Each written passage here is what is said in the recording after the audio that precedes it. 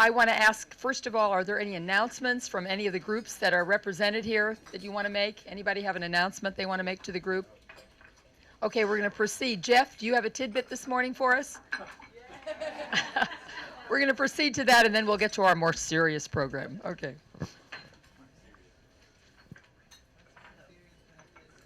I like how you put that, to our more serious program. Hopefully I remain less serious in these tidbits. I apologize for the quiz we had last week. I really should be, not for the quiz, but I should be excusing, I consider our municipal elected officers to be staff members, and I should not allow them to answer. So Ann McAndrews, I know you're here. I shouldn't have allowed you to answer questions, and Jane Eny, usually I don't allow to answer questions. It's just, nobody else gets a chance. So today I'm going to redo the quiz maybe next month, so you all have to anticipate that. So what I'm interested in today is the repurposing of buildings. For example, when I was a kid, I spent a lot of time in Larchmont, and there was a building along Palmer Avenue that had retail on the first floor. And on the second floor, I earned money by setting pins. There was a bowling alley on the second floor, and it had about 8 alleys. And on early Saturday mornings, a group of us would go up there, and this was in the days when they didn't have automatic pin setters. So you had to sit up there, and a guy would bowl, and the pins would go all over the place, and you had to jump down and put up pins. So that was a repurposing of a building. Also, the Gap.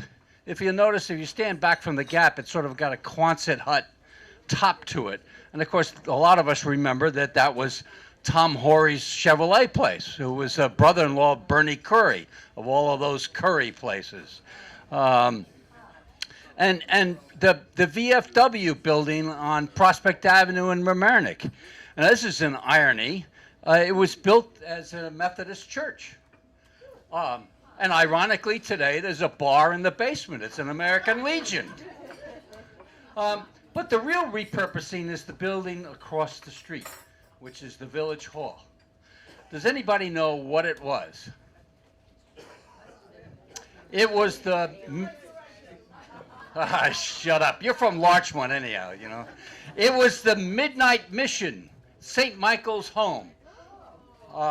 And back in the late 1800s, early 1900s, there were dozens and dozens of private, not for profit, but private, not government-sponsored buildings for the relief of, for example,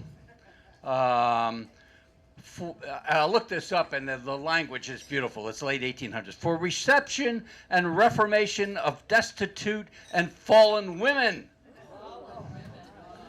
The care, education, and training of neglected, truant, and delinquent boys. Okay, so the St. Michael's home, Midnight Mission, and the Midnight Mission was an outfit in Manhattan, and it had a lot of different homes. It originated in England. And that home was a home for a reformatory for girls of higher and lower class. And it was also a home for wayward girls. Now, it's a beautiful, when you really look at it, it's a beautiful building. If you go back on Johnson Avenue, that was sort of the main entrance, and it's got stone steps going up, and it's really very pretty. I always thought that maybe we ought to redo that, except for now we have this sort of hut back there that's apparently a locker room for the police. In any event, two little things about this. It had a high fence around it, and the girls would go out and do laundry and stuff like that. And in 1939, that building was purchased by the Village of Mamaroneck, and the mayor was a guy named William Johnson, who was mayor for a while, and then he became the village manager, which is sort of unusual. Went from mayor to manager. The trustees were a fellow named James Corrigan, Batista Santoro, who was Busty Santoro, who later became mayor and gave us the Friendly Village James Jackson, and one of my uncles, the smart one, who didn't become an attorney, Howard Megan, and he was 27, I think, at the time. He was a trustee. And there's a plaque in there when you go in the front door to the courtroom and then go left a little bit. There's a bronze plaque that recites this. And so this was a home, and my father grew up on Prospect Avenue, a block and a half away on the poor side of Prospect Avenue. And one night he came home to my grandfather, who I never knew, who was a very stern Methodist, and he said, and my father was about maybe 10 or 12, and he said, "Father, what is a wayward girl?" And there was a lot of fumbling around and so on. So my source is that, plus this book, which is I saw is also in the town center on display, is a book, The Story of a Friendly Village, 1946, on the 50th anniversary, by William Gershom Fulcher. And I happened to see Joe Germano the other day, and he said, "Oh yeah, he was my history teacher at the high school." And he says, "I remember that fence around and how we used to climb and look at all those girls." And one last thing, because I'm also interested in LMC-TV, Local Live, and by the way, we have a dual team back here. Dina Shoemaker is one of our high staff people. She's training a new fellow. The Local Live program is, I can't lose weight. It must be my metabolism. So look for it this Thursday night live, and call in or Twitter in or whatever you'd like to do. Thank you. Thank you, Jeff. I'm now going to turn the program over to Nina Cuddy. Good morning, everyone. Frequently we hear about problem of drug abuse in the community, and we decided to present a program, and we're very lucky with who we have here. And we thought we would do it in sort of a macro view, a micro view, and a prevention and assistance perspective. For the macro view, we were very lucky. We have Bill Hayes, who is the executive director of the Westchester Intelligence Center, and he was appointed to that position by the District Attorney Janet DeFiore. And he can explain what the center does, but he can give us a sense of how the drug and substance abuse problem has changed, how it's evolving, what the differences are in where it was, where it is, and where it's going. Maybe a little bit about age differences too. What happens for the younger students, what happens when they're a little older. Then we have our own Janet Buckbinder.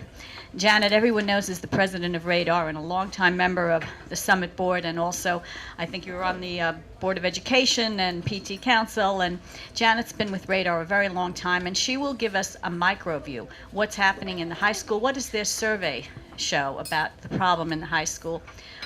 What is the problem in the homics? How is it changing? How is it evolving? And I think there are handouts that have been brought here by both Bill and Janet. Finally, we'll address the prevention portion. And for that, we have Alan Dienstag, who is from the Community Counseling Center. And Alan is a clinical psychologist on the staff there, but also with a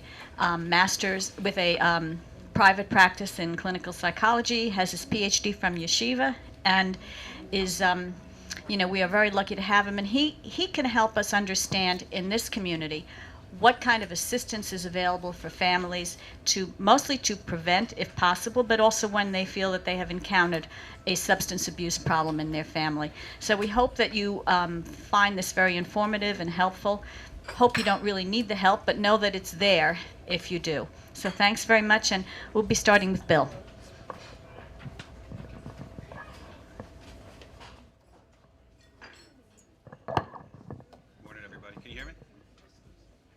How about now? Verizon, can you hear me now? Thank you for the invitation. As Nina said, my name's Bill Hayes. I'm the Executive Director of the Westchester Intelligence Center at the District Attorney's Office. Been there for about a year. Prior to that, I was a police chief here in Westchester.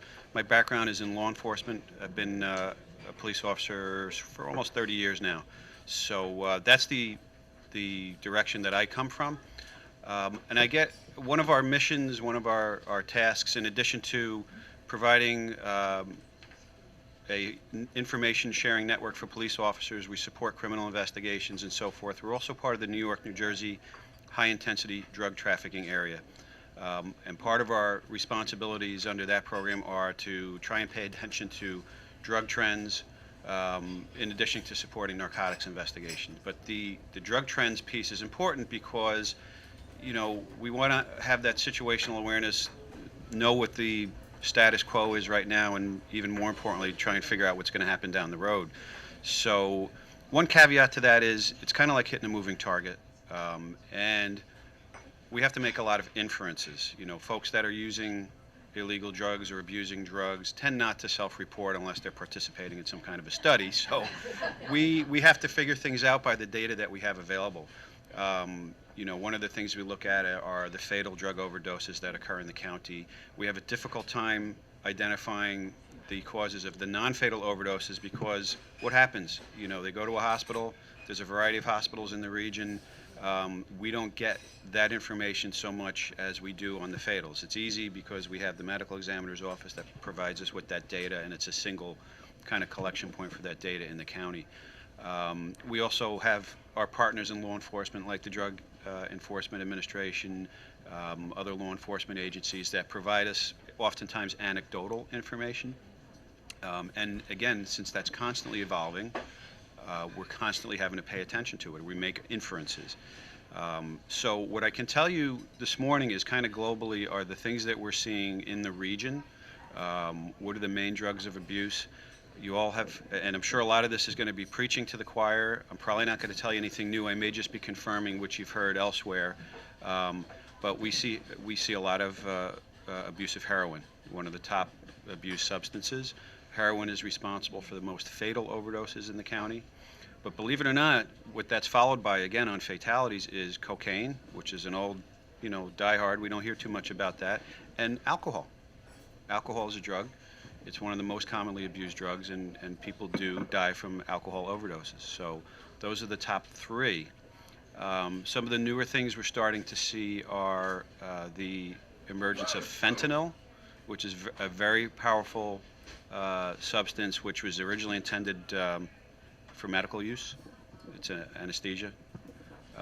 And we see drug dealers mixing fentanyl in with heroin, so the buyer may think they're getting heroin. What they're really getting is heroin mixed with fentanyl or pure fentanyl, and we see a lot of fatalities occur from that.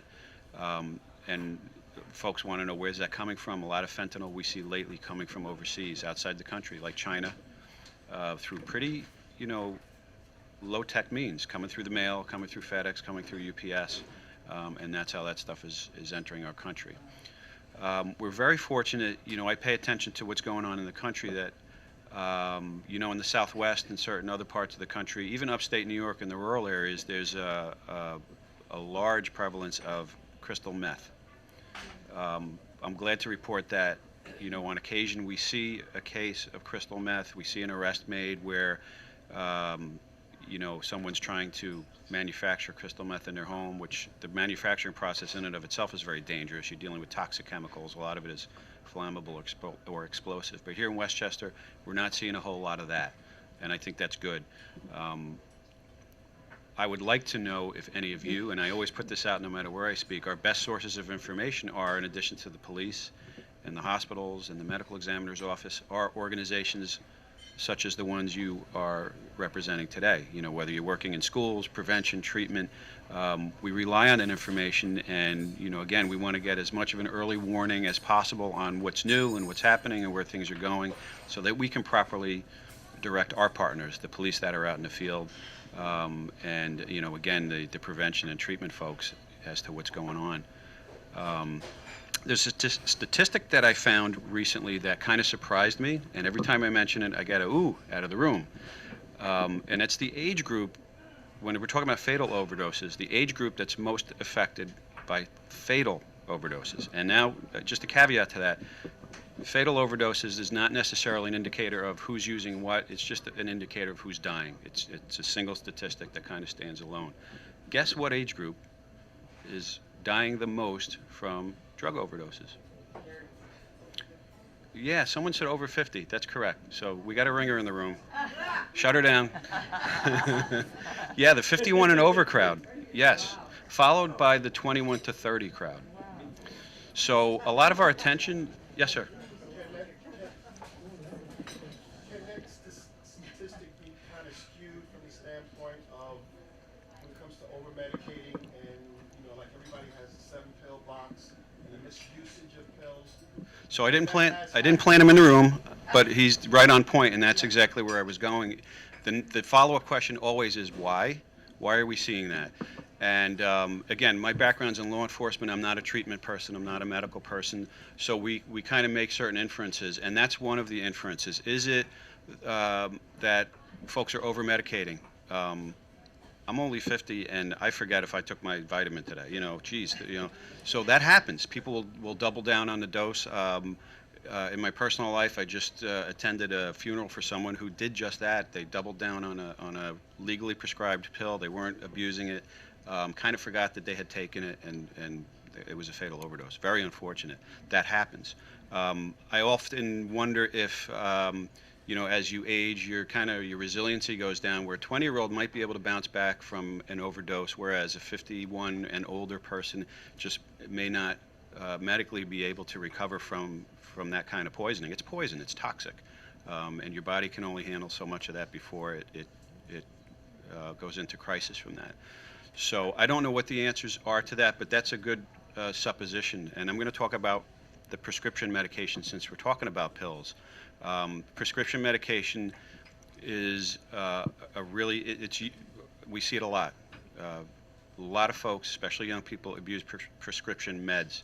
Just because we don't see a lot of fatal overdoses happening from that doesn't mean that it's not a problem. I'm sure you've heard stories anecdotally where kids go to parties and they're either using oxycodones or whatever's available in the medicine cabinet. And sometimes, it's kind of catch as catch can. If I can't get oxycodone today, I'll use Vicodin tomorrow. And if none of that's available, maybe I'll try heroin because my friend has it and said it was great. So every one of us in the room can actually have an impact on that kind of stuff. Go to your medicine cabinet. Look at what's there.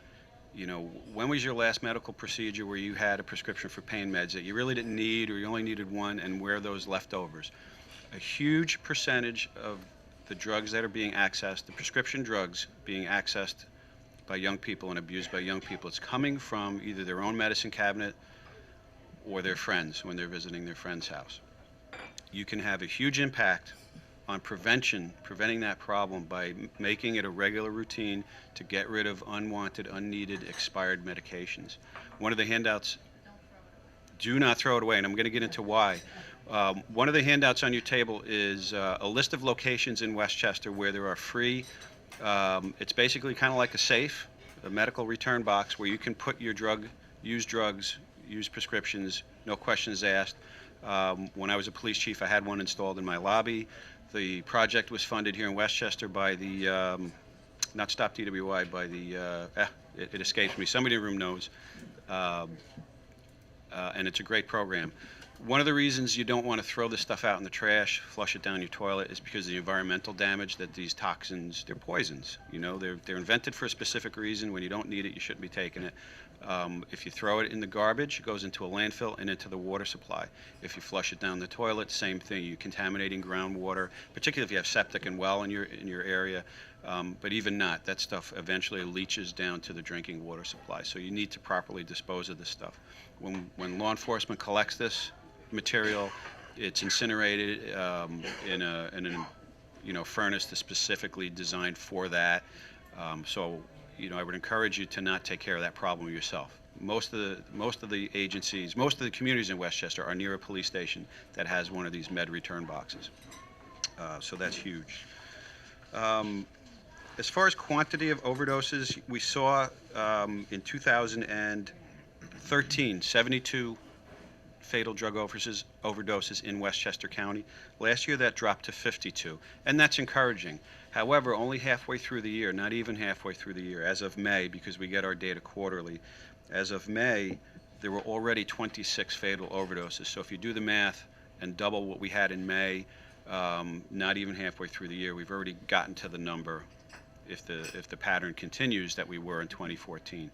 So, you know, it's really important that we all kind of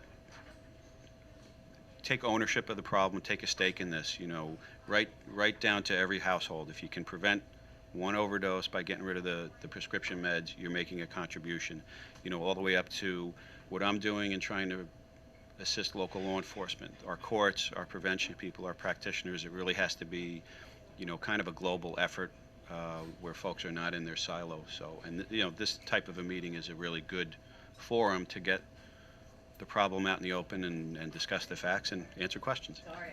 That's all right. It's very interesting that you said don't throw the pills away. I only learned this from my sister, but I think the majority of people don't know that. Correct. And is there a way that people can get this list, like I can be sent? You can feel free to circulate that. We make it available to as many folks as we can reach, but you know, I'm one person from one organization. Now we have a force multiplier here. You know, that synergy can get that message out even further.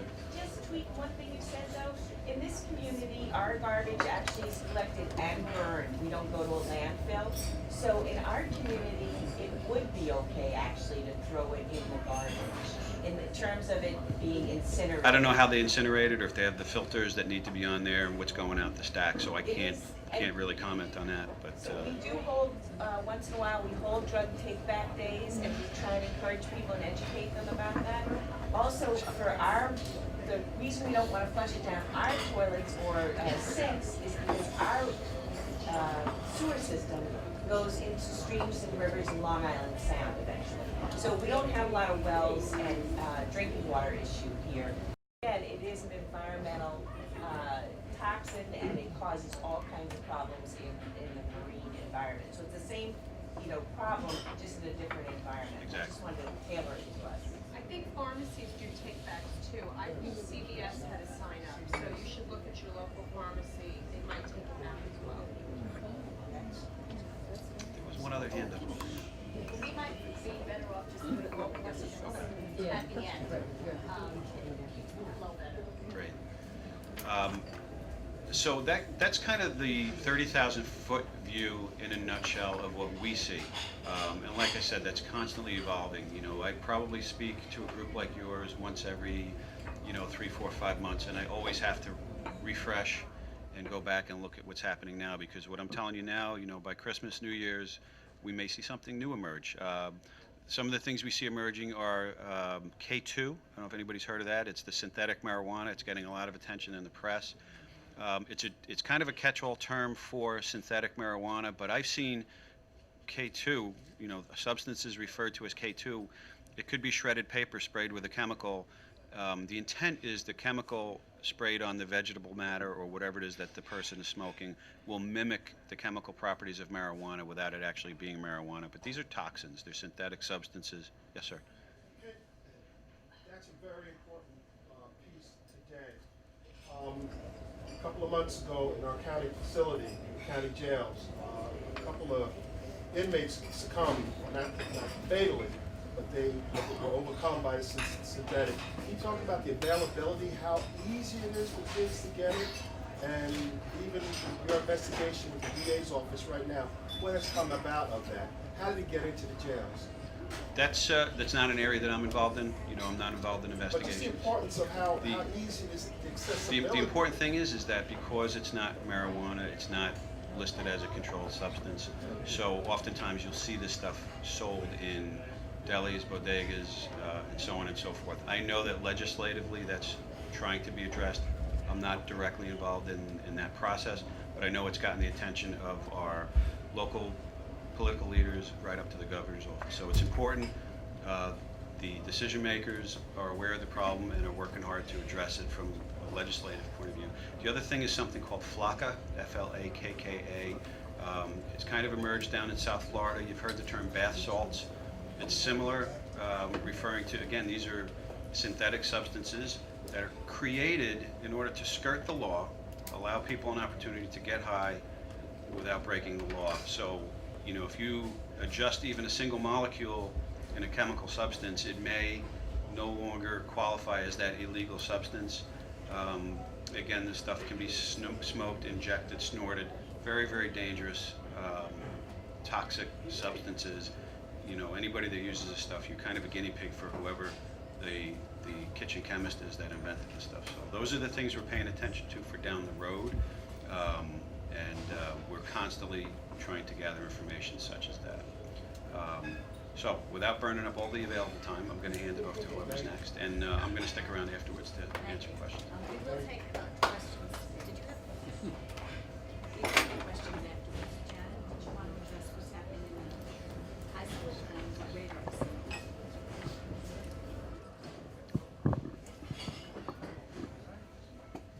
I began pulling this together, trying to reduce a 40-minute or hour-long presentation of data down to a very concise thing, and found that it's very difficult for a Southerner to speed up. But I will try. I'll speak. Well, that's the problem. I'll talk a little bit about radar, and then I'll move right into the data. Radar began in 1994 when a small group of concerned community members, led by the drug and alcohol counselor at Mamaroneck High School, came together out of concern for substance abuse among our teens. The original group included parents, school staff, local police, youth officers, and members of the Community Counseling Center. Upon receiving a federal Drug-Free Communities grant, the DFC grant, in 2006, Radar was able to grow into a 501c3 nonprofit organization with full community participation. We are grateful to all of our members and supporters who have helped us become a viable community resource. Now, in the 10th and final year of our DFC funding, the coalition will be working on a sustainability plan to ensure that the prevention work for our kids continues to be strong in order to support the community and for many years to come. And we welcome new members. The foundation for the work of Radar that we do is based on data gathered from the Communities That Care, or CTC, Teen Survey, which is administered every 2 years to the students at the Hommocks and Mamaroneck High School. The survey belongs to the Center for Substance Abuse Prevention in the Office of the Federal Government's Substance Abuse and Mental Health Services Administration. That's a very lengthy way of saying that it is a respected tool for data collection. It's undergone extensive testing for validity and reliability. The survey is used by community coalitions that use the risk and protective factor model approach to assess youth problem behaviors. For those of you who would like a sample of the survey, I did make copies and I have them available for you. Today I'm sharing highlights from the most recent survey as well as trends from 2006 to 2014. It'll include the top risk and protective factors, perception of risk, perception of parental disapproval, past 30-day use, age of onset, trends, areas of concern, and thoughts for moving forward. And here goes the condensed version of our PowerPoint. Risk and protective factors. Risk factors are those that increase the risk that someone will become involved with substances and abuse them. The more risk factors in a child's life, the greater that the odds are that they will be using. Conditions for protective factors, those are conditions that buffer the risks by either reducing the impact of the risk or by making it so that young people are able to respond differently to those risks. For us, risk factors and protective factors, risk factors have been diminishing over time and our protective factors have been increasing. And in 2014, our risk factors are the lowest yet. The top risk factors that have seen the most change from 2006 to 2014 are poor family supervision, which has been reduced by 9 points. This is on a rating scale that uses 50 as a median. Anything above 50 is higher risk, and below, you want to be below 50. These are now in the 40s. They are nicely below 50, which is a great direction to be heading. But poor family supervision went down 9 points over that time. Parental attitudes favorable toward alcohol, tobacco, and other drug use went down 10 points. Friends' use of drugs went down 9 points. The only one that seems to not move, and one that we'll look more closely at moving forward, is community transitions and mobility. This is a risk factor that includes movement, change, moving in or out of the community or moving to different places within the community. And this seems to be something that centers and clusters around the 6th grade age. So we will look to see what prevention enhancements we can maybe bring to that level, that age group, to maybe move that risk factor down. And with the protective factors, they're increasing with only one exception, and they are at their highest levels. Family attachment, it grew 7 points. Family opportunities for pro-social involvement, plus 5 points. Family rewards for pro-social involvement, up 7 points. School opportunities for pro-social involvement, up 2 points. And the biggest one, the one that went up 11 points, is belief in moral order. That is knowing right and wrong. The one that is going down, and one that we will look at more closely, is religiosity. It has gone down 7 points from 2006 to 2014. This is a connection with how many times teens actually attend religious services. So this is something that we will look at more closely with our faith community. More good news is in the increased perception of risk associated with alcohol use. At the Hommocks, over 2006 to 2014, it's grown and is currently at 89.4% of our kids saying that they see that there is a risk for using alcohol. On the high school level, 79.1% feel that way. The increased perception of parental disapproval of alcohol use has always been strong at the Hommocks. It runs and has stayed consistently around 99.1%. At the high school, it has increased and is currently 92.3% of the students saying that their parents would disapprove of them using alcohol. So what does this mean when we see this happening? We have risk factors going down, protective factors going up. We see perception getting stronger that it's not a good choice to make. What we've seen is a reduction in past day 30 use. From 2006 to 2014, alcohol went from 41.7% of our students using on a 30-day. When they measure past 30-day use, it is at the time of taking the survey, it's at least, they've used at least one time 30 days prior to that survey.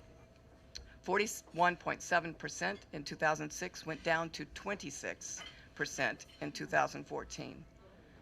For marijuana, it went from 19.7% down to 12.9%.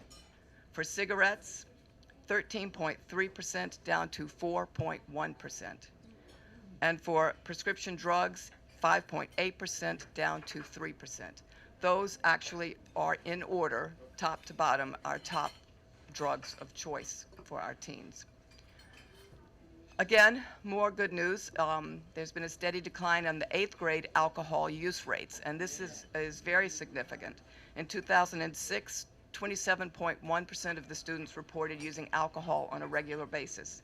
By 2014, it's down to 8.6%.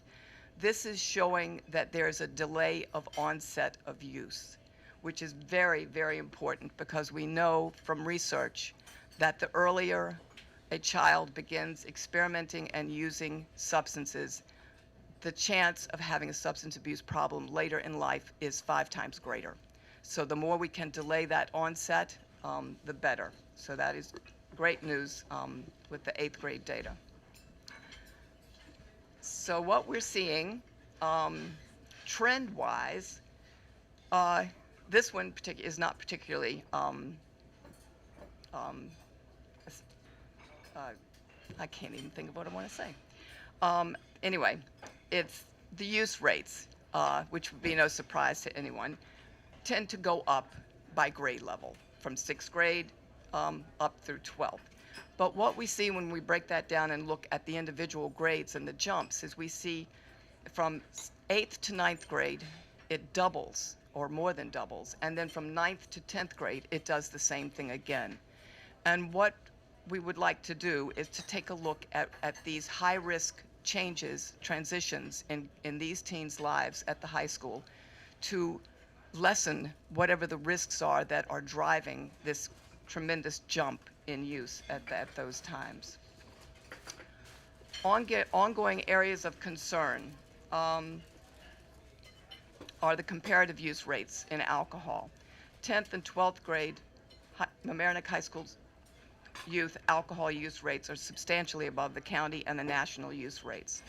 National, for 2014, in the 10th grade, the use rate for alcohol was 23.5%. On the county, 31.3%. And for Mamaroneck, 41.1%. For 12th grade, national, 37.4%, county, 49.4%, and Mamaroneck, 74.5%. To give you another picture of what that 74.5%, which is nearly 3/4 of our 12th graders, that is 187 students out of 251.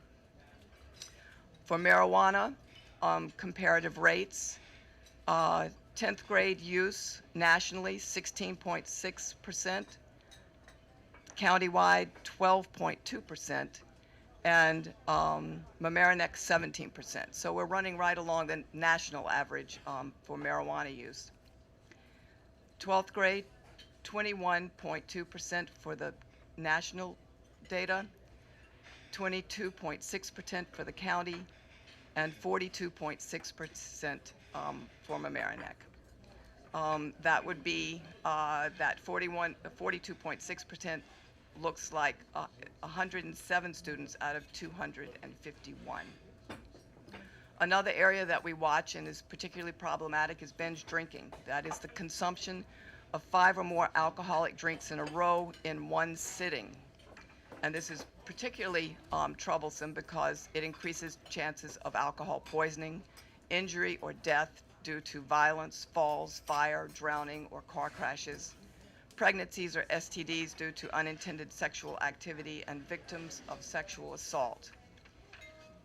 We're seeing a good trend in binge drinking among Mamaroneck High School students. It has gone from 44.9% in 2006 to 27.9% in 2014. That still means that 286 of our high school students reported binge drinking in the 30 days prior to the survey administration. So it's not something that we would take lightly, even though we've had significant change in a good direction for trending of use. So what do we take away from this? We've got great moral compass among our kids, strong bonding with families, vastly improved sense of family rules about expected behavior, strong sense of community and opportunity within the schools, increased recognition of risk associated with alcohol, tobacco, and other drug use. They're delaying their alcohol experimentation and use, and we do have a significant decrease district-wide in alcohol and marijuana use since 2006. But we are still concerned, we still have challenges, we still would like to reduce the rates of alcohol and marijuana use and have it more aligned, actually bring everything down both nationally and locally, but have it more aligned with national rates. And a significant, we'd like even more of a decrease in the binge drinking problems. So that's where we are. What we'll continue to do is we'll continue to support the families who are doing a great job of helping direct and connect their kids. We will add support and try to empower the families who are struggling in this area. We'll continue to support and sustain the good work in the schools and in the community, and continuing to provide pro-social opportunities and rewards for our kids. We will continue to support law enforcement and businesses in their efforts to keep alcohol and other drugs away from our teens, and continue to chip away at those levels of alcohol and marijuana use among our students in Mamaroneck. Thanks.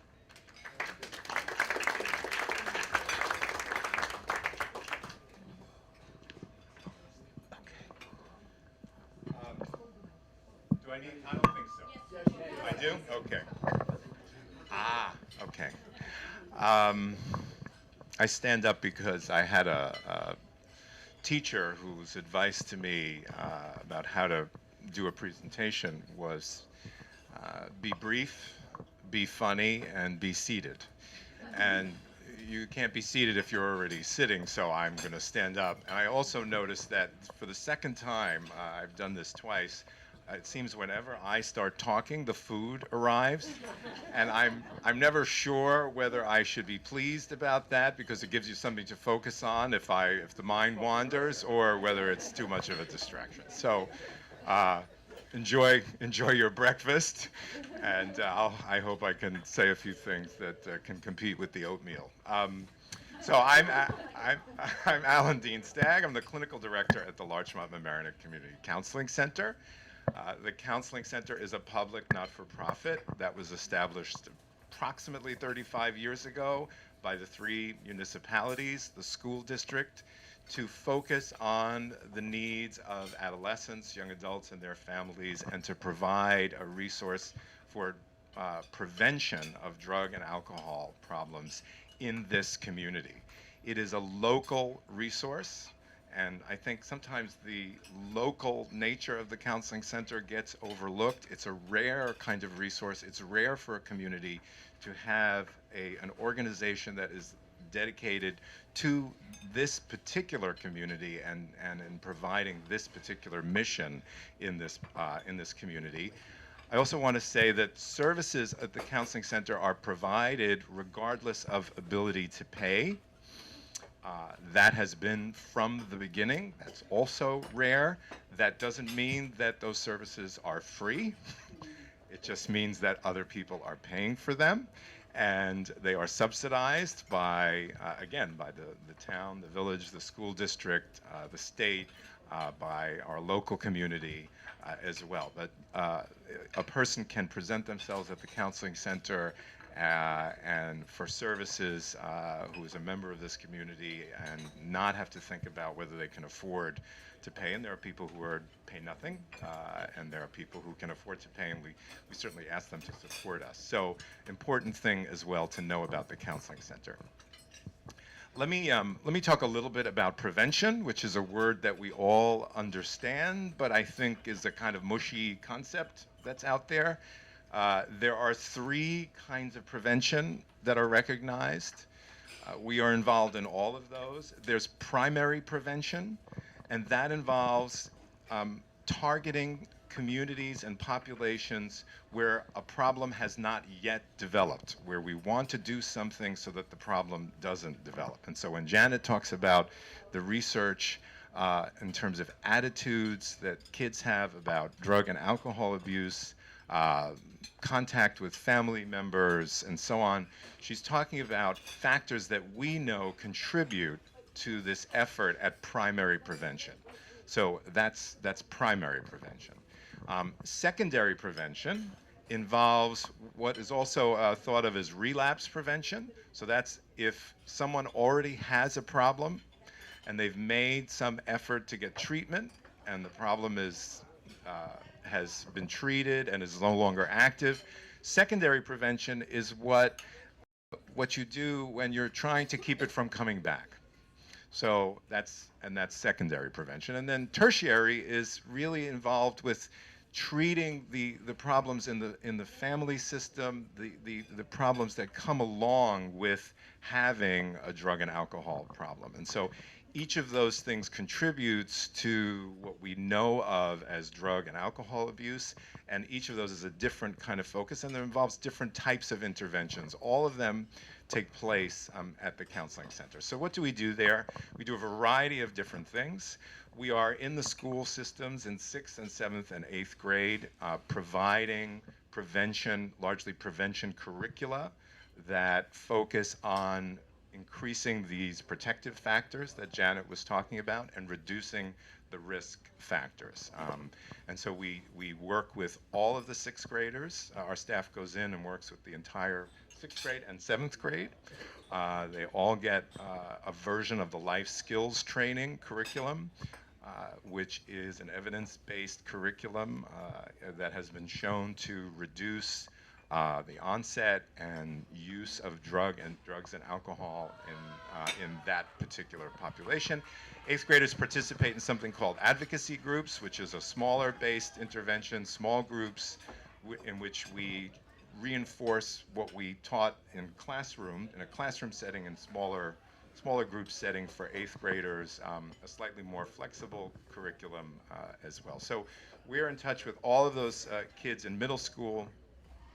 We also provide individual and family counseling at the counseling center, as I mentioned, so family members and kids can come to us, and that involves the entire range of difficulties that population might present. And we work very closely with parents and in a new initiative which we call the Parent Center, which is just kind of an umbrella organization for engaging parents in these issues.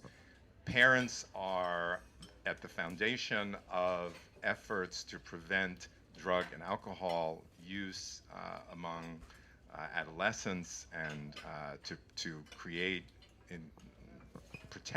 to enhance the protective factors among children. So we want to work closely with parents, and we do that in a variety of settings. We speak at the schools, we provide groups at the counseling center. We do a particular kind of intervention which is called creating a family drug and alcohol policy. Most of us don't think very carefully about what our family, we have one in our head, right? But how often do we talk about that with our kids, and how often do we feel comfortable or empowered to talk about that in a formal and a structured way, right? I have a fireplace in my house, and it occurred to me at a certain point that I was going to need to train my kids about what to do around the fireplace and what not to do around the fireplace, and when it was okay and when they were old enough to put a log in the fireplace, and what to do if something went wrong, et cetera, et cetera, et cetera, right? Those kinds of conversations are a little less complicated, it seems, than sitting your adolescent kids down to talk about drug and alcohol abuse, right? There are barriers to doing that. Parents really need help initiating those kinds of conversations. Otherwise, they don't happen, or they happen in a way that's not satisfactory, right? So one of the things that we focus on is helping parents have those conversations. As you heard from Janet, there's some good news. And I want to share more good news, and that is prevention works. It really works. And it's also true that drug treatment works. And we need to kind of hold on to that because there's a lot of hopelessness in all of us when we think about drug and alcohol abuse, when we see people suffering from drug and alcohol abuse. But there is treatment, and prevention works, and these things, we don't need to succumb or feel defeated by hopelessness. We just need to make sure that people have access to services, and that we keep ourselves focused on that agenda of preventing the problems before they arise. And another thing to say about that, why do people use drugs and alcohol? Just think about it. And what? Let's get an answer or two. Okay. Feels good. So, escape and a crutch. So think about some of these. Think about some of these answers. It feels good. That's true, right? That's why you have a glass of wine with dinner, right? Sit down, right? So it feels good. There's someone alluding to the escape issue, right? I could rephrase that and say it helps us solve problems, right? When a person is making use of drugs and alcohol, they're trying to solve a problem. That's a healthy impulse. We're supposed to try and solve our problems, right? Obviously, this one has some maladaptive consequences, right? But it starts from a healthy place. It starts from the place of recognizing something's wrong, something doesn't feel right, and I want to fix it. And when we see it in these much less pathological contexts, like, you know, your house when you're having a glass of wine, you need to remind yourself that that's no different than what goes on for someone who's making use of illegal drugs, except in intensity and in context and in the biology of that particular person. So people get into trouble with drugs and alcohol because of biology, because of the social context, right? And because of their psychology. They are trying to solve a problem.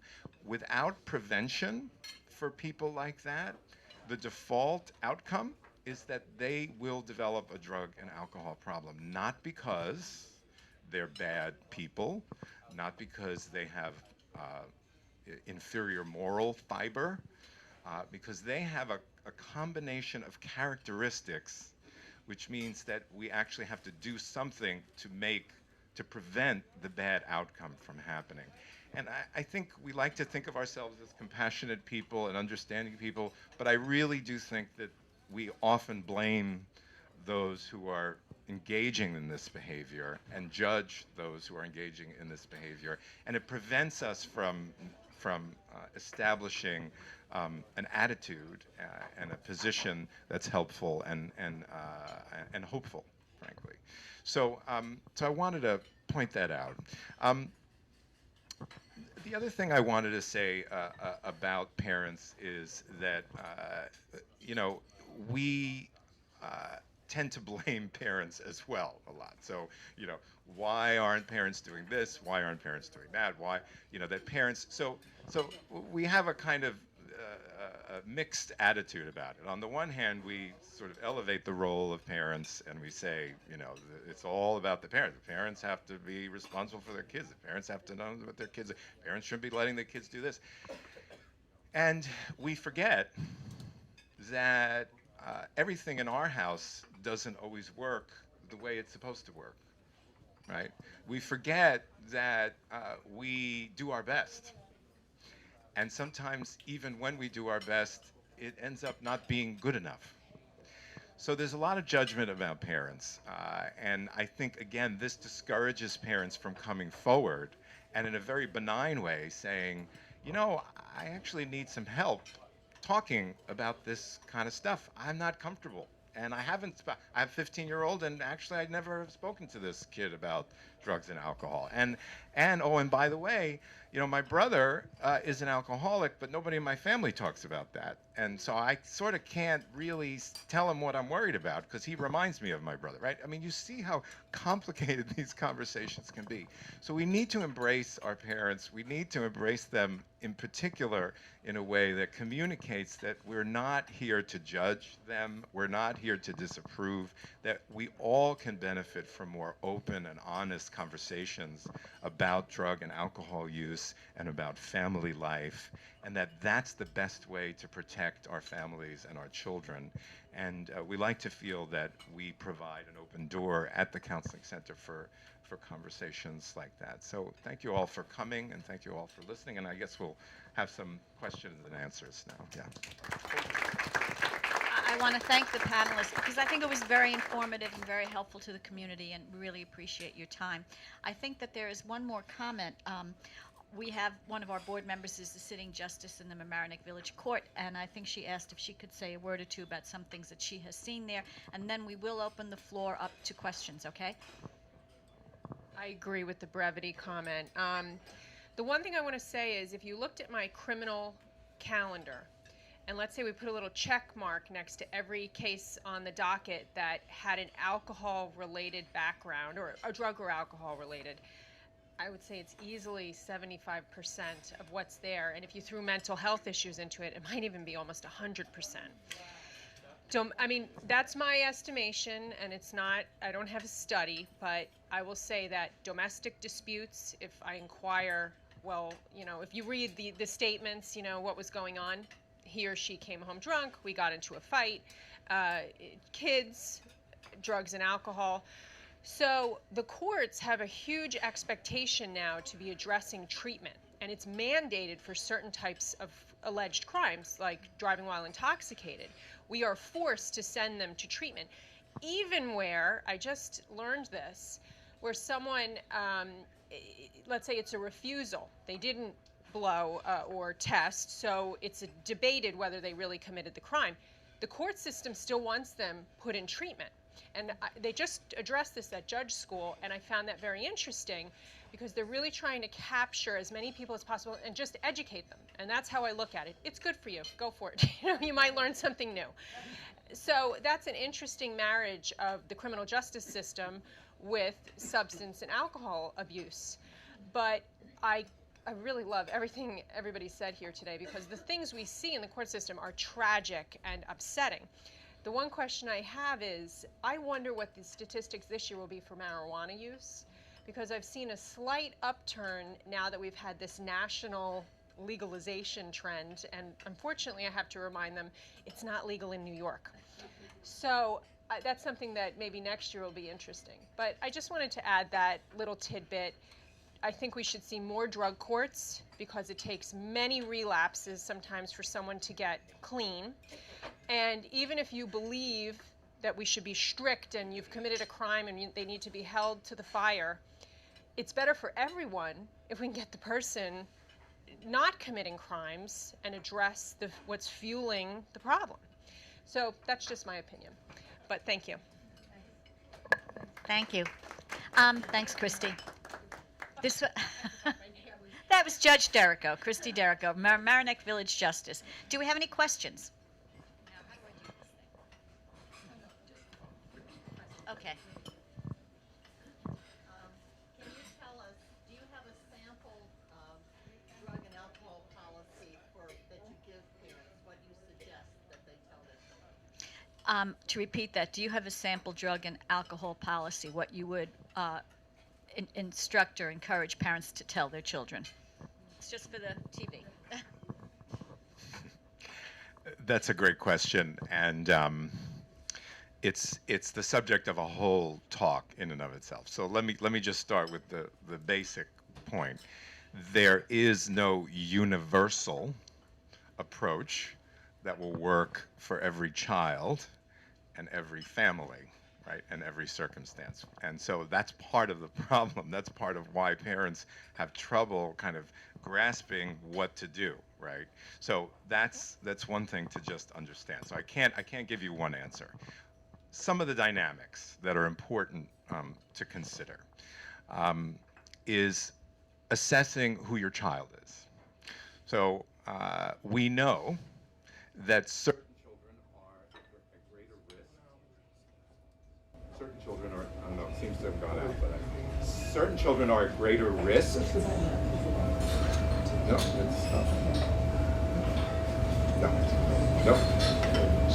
certain children are at greater risk for developing drug and alcohol problems. This has to do with psychological factors. This has to do with rates of anxiety. This has to do with impulsivity. Right? So if you have a child, okay. So if you have a child with that kind of profile, you know you have a circumstance where there's greater risk, right? So that's number one. You also need to look at your family history. Right? We know that drug and alcohol abuse runs in families. So you know that if you have a first-degree relative, if your parents were alcoholic, we know that the likelihood that your children will be at risk or the likelihood that they will develop a drug and alcohol problem is much greater. Think of it the way you would think of any kind of medical diagnosis that exists in your family, whether it's a susceptibility to cancer, high blood pressure, diabetes. You know that. You know that about your family. And it's a context, and I think a relatively benign context for having a conversation. Here's something we know about our family. And that means here's something you need to know about your future. And here's something you need to know that makes you a little bit different from some of your peers, right? Because if we know that about our family, you have to know that about yourself. You want to give your children information that helps them protect themselves in the future. And it's no different, drug and alcohol use is no different than any other health condition in that regard. So that's number two. Number three is that parents have to come together and decide what their point of view is that moms and dads don't always have the same idea about what's acceptable behavior. Certainly not in my house, I can tell you right now. It's like you can across the board, right? Whether it's making your bed or right, or whether it's okay to have a glass of wine at the table with mom and dad. Those are right. So it's enormously important to have a forum for parents to be clear. If parents are not clear, right, then that's another thing that makes the conversation go underground. You don't want to have a fight with your spouse while you're talking to your teenager about whether it's okay. Right? So those are the three elements. And in our experience, those are the three elements. And in our experience, and as you can imagine, it requires a fair amount of guidance and expertise to lead a family through those things, right? You don't just wake up one morning with all of this information at your fingertips. And there are powerful forces sometimes that exist in families which lead us away from talking about it, including the fact that there are parents who are drinking too much, or there are parents who have a problem that was treated, even if it was successfully treated, and they don't want to talk about it. Or, this is a big category that we run into, parents who did things when they were kids that they don't want to talk about or even deal with, right? When their teenager says to them, but wait a minute, did you smoke pot in high school? Did you ever go to school high? Ever? Right. Right. So I don't know whether to believe you or not. So, and you know, most of the time, you know, the answers to those questions are complicated. How do you answer them? How do you answer them without encouraging your child to do something you don't want them to do? I tell parents that if you want your kids to be honest with you, you have to be honest. That doesn't mean you tell them everything that you've ever done, but it does mean you got to there's got to be some skin in the game. You've got to put something on the table that gives you some credibility as a real person who's had real experiences, right? You don't have to you don't lose the parental role, but if you stay all high and mighty, it's not going to work, right? So that's the shortest answer I can give you about the parent. Okay, there are those three elements, and the other thing is that, you know, talking to a professional who can lead you through those steps is the best way to do it. I wish it was a quick subscription that I could give, but it's not.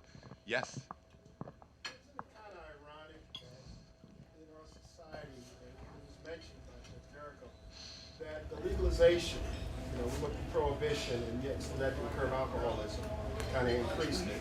With the legalization of pot, the supermarkets, i.e. Walgreens, Wayne Reed, CVS, they'll take supermarkets and drugstores and close food stores.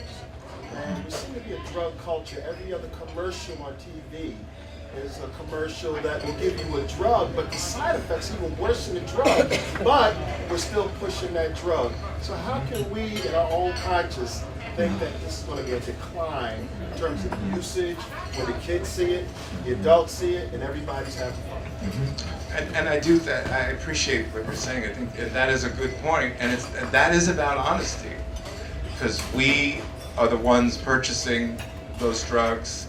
We are the ones supporting a lot of, you know, illegal drugs, right? The things that are advertised in every foot. You know, if you're watching the playoffs, it just doesn't end. You know, the erectile dysfunction and the this and the that. It just doesn't end. So somebody's paying for all of that, and somebody's buying that. So I think one way to be credible with kids is to talk about our drug culture and how that works, and to own up to that, and to take responsibility for that, and to take responsibility for some of our own behavior, whether we smoke or what we do, right? And I think that some of the prevention education that we do gives kids specific training about how to watch and look at advertisements in a critical way, and not just to be passive recipients, you know, of drinking the Kool-Aid. I think that's another way that prevention can work and does something useful. Jane Orens, who is the board president of the Counseling Center. Yes, Jane.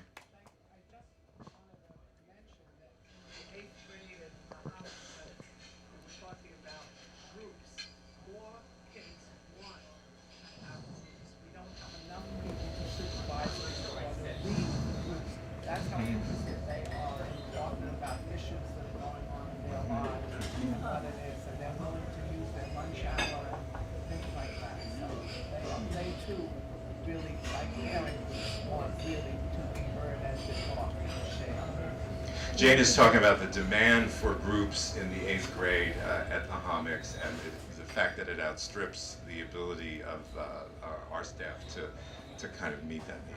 You know, when it's a bit of a misnomer that teenagers don't want to talk to adults. It's just not true. It's that you have to talk to them about things that they're interested in.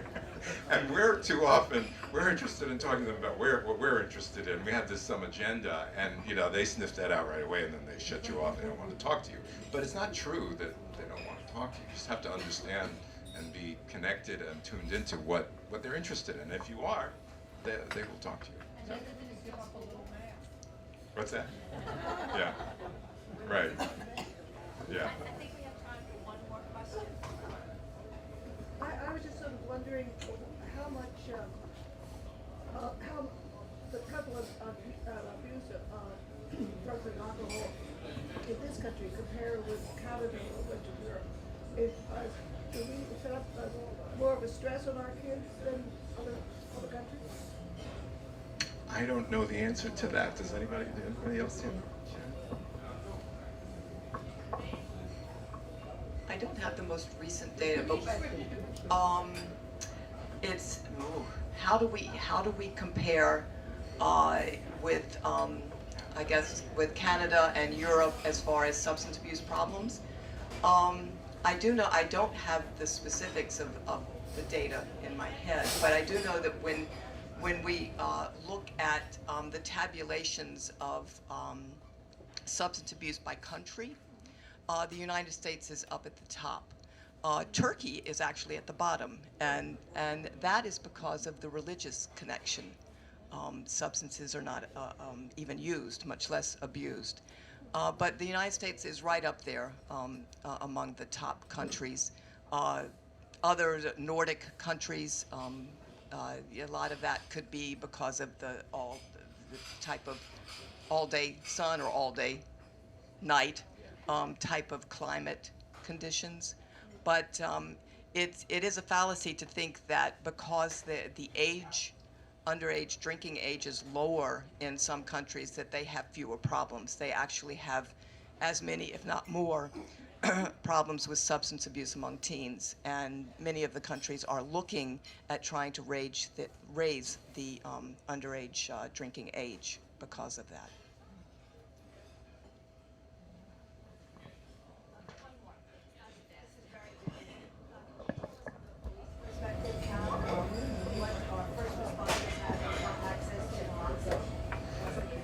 Yeah, good question. The question was, do first responders in the county have access to naloxone, which is another word for Narcan? Right before I left the police department, the state was engaged in a statewide project where they were distributing naloxone to all of the police officers in the state, including free training. Anecdotally, we're trying to collect hard data, but anecdotally, I read about saves all the time, and of all the things I've seen kind of come down the pike over a 30-year career, this is one of the game changers. I believe most police agencies are taking advantage of the opportunity and deploying the naloxone into the field. Fire departments and EMS providers are doing it. And now I've heard a proposal or talk where, kind of like we have defibrillators in public places now, there's an effort or conversation going on about having naloxone accessible to private citizens in public places, just like you do with the automatic external defibrillator. So I know anecdotally that program is definitely saving lives. Good point. Thank you.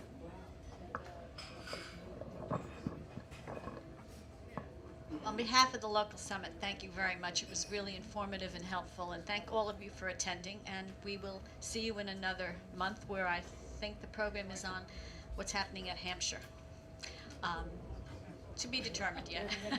Thank you very much. Everybody have a good day.